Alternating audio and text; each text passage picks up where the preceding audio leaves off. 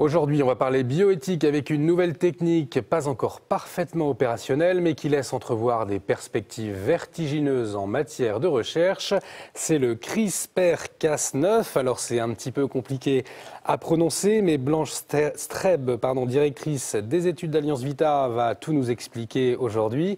Alors pour commencer, qu'est-ce que c'est que cette nouvelle technique de modification de génome humain ? Alors, le CRISPR-Cas9, c'est une technique de génie génétique qui consiste de manière assez simple finalement à couper le génome d'une cellule, à couper l'ADN d'une cellule végétale, animale ou humaine. Et en fait, ça fonctionne avec une enzyme Cas9 qui est paramétrée, qui a une sorte de tête chercheuse pour, une fois intégrée à une cellule, venir reconnaître un morceau d'ADN qu'elle va pouvoir couper. C'est un peu comme du traitement de texte, finalement, c'est aussi simple que ça. On peut couper un mot et le déplacer, l'ajouter ailleurs. Alors, cette nouvelle technique, qu'est-ce qu'elle va permettre à l'avenir ? Alors, elle ouvre des perspectives en termes de thérapie génique qui sont absolument, j'ai envie de dire, fabuleuses. On peut, avec cette technique, et il y a beaucoup de travaux déjà en cours, espérer aller soigner des maladies génétiques comme la myopathie de Duchenne, comme des maladies dégénératives de l'œil et d'autres pathologies. Il y a beaucoup de recherches en cours sur cette technique du CRISPR-Cas9. Et est-ce que ces techniques aujourd'hui, elles sont encadrées ? Alors, ces techniques, quand elles touchent à la thérapie génique, sont encadrées s'il y a des essais cliniques, elles sont encadrées comme n'importe quel type de recherche. Et elles ne posent, à vrai dire, pas vraiment de problématiques éthiques.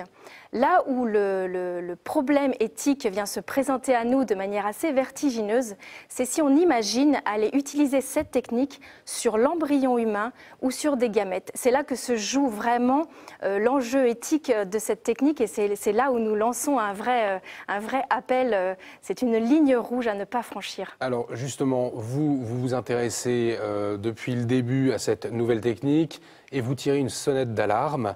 Quelle est-elle ? Alors en effet, l'Angleterre déjà a autorisé la modification du génome d'embryons humains, même si ces embryons seront détruits. C'est des embryons issus de fécondation in vitro qui sont utilisés. Et effectivement, nous tirons une sonnette d'alarme parce que c'est tout à fait imaginable, et cela sera sans doute fait, que ces techniques soient appliquées à l'embryon ou à des gamètes.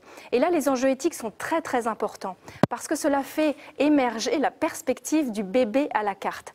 Parce que si nous allons modifier le génome d'un embryon pour lui retirer une pathologie, ou on pourra aussi choisir d'intégrer un caractère. Et les enjeux sont les suivants. Il y en a plusieurs, mais le premier est que si nous modifions un embryon humain au stade de quelques cellules, nous ne saurons pas si cette technique va vraiment être efficace ou va en tout cas marcher sur chacune des cellules.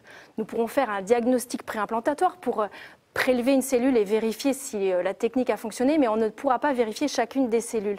Et donc cet embryon, s'il est implanté dans un utérus en vue de faire naître un enfant génétiquement modifié, nous ne saurons pas finalement si toutes les cellules sont modifiées. C'est ce qu'on appelle un effet mosaïque, et c'est cet individu lui-même, ainsi créé, qui sera le propre cobaye de cette technique dont il a entre guillemets pu bénéficier. Et c'est seulement son état de santé, son développement futur qui nous montreront ce que les implications de cette technique.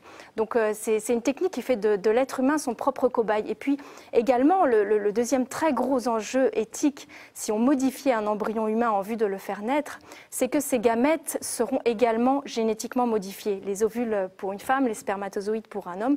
Et en ce cas-là, cette modification génétique va être transmissible de génération en génération, avec des perspectives tout à fait méconnues et qui vraiment posent des questions éthiques très importantes à l'humanité aujourd'hui. Ça peut être quoi les risques, ces perspectives méconnues justement ? Eh bien, il y en a de nombreuses, et le principal, il a d'ailleurs été soulevé par un scientifique que nous avons suivi, qui s'est exprimé au colloque de Washington en décembre récemment, qui nous explique très bien que lorsqu'on éteint un gène, on ne sait pas si ça ne va pas prédisposer à une autre pathologie. Et donc c'est vraiment, ce qu'il faut bien comprendre, c'est que le génome est d'une très grande complexité. Nous ne pouvons pas nous résumer à un simple code-barre. C'est bien plus compliqué que cela, et il y a tout ce qu'on appelle l'épigénétique qui régule notre génome. C'est tout notre mode de vie, notre hygiène de vie, nos comportements qui jouent sur l'expression des gènes. Et finalement, aller éteindre un gène pour fabriquer de toute pièce un être humain exempt d'une maladie, par exemple, peut-être que ça le prédisposera à d'autres pathologies. Et là, finalement, ce sera presque un test sur mesure sur l'individu qui sera ainsi créé. C'est vraiment une perspective assez inquiétante. Est-ce qu'il y a d'autres enjeux, des enjeux financiers, par exemple, autour de cette nouvelle technique ? Alors, bien sûr, la recherche, il y a toujours des enjeux financiers, c'est évident. Mais comme je le disais tout à l'heure, tout ce qui va être perspective de recherche, d'améliorer nos connaissances, nous pouvons vraiment l'encourager. Et tout ce qui va être perspective aussi d'amélioration de thérapie génique, c'est vraiment une perspective à encourager. Donc, il y a des enjeux, bien sûr, financiers, mais ce n'est pas à ce niveau-là. Vraiment, l'alerte, elle est éthique. Allons-nous accepter d'aller modifier d'aller toucher à la vie même, de modifier l'être humain, la nature même de l'être humain. C'est une question qui se pose aujourd'hui à l'humanité de manière très pressante. Donc en quoi, pour vous, au fond, elle est bien cette technique, mais jusqu'à quel point ? Alors la technique, effectivement, ne pose pas de problème éthique, c'est l'application qu'on va en faire.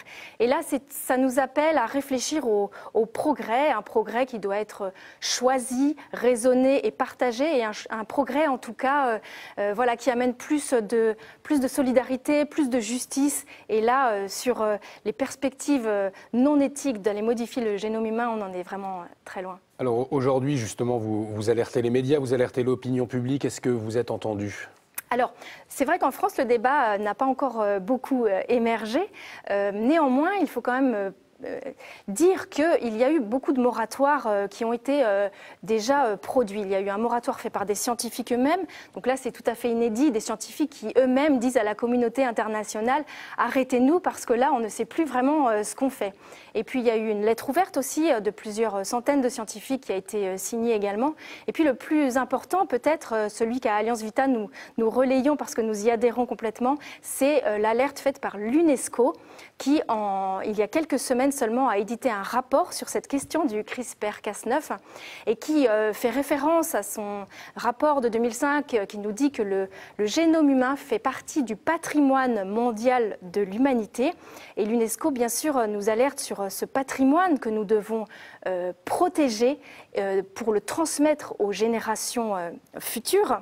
Et l'UNESCO, dans ce rapport, nous dit que nous avons, avec cette technique, un risque très grave de mettre en péril la dignité humaine, la dignité égale à tous les êtres humains, et de faire ressurgir l'eugénisme. Voilà, c'est toute la question du bébé à la carte qui est une question eugénique. Merci beaucoup pour ces précisions. Merci d'avoir accepté notre invitation.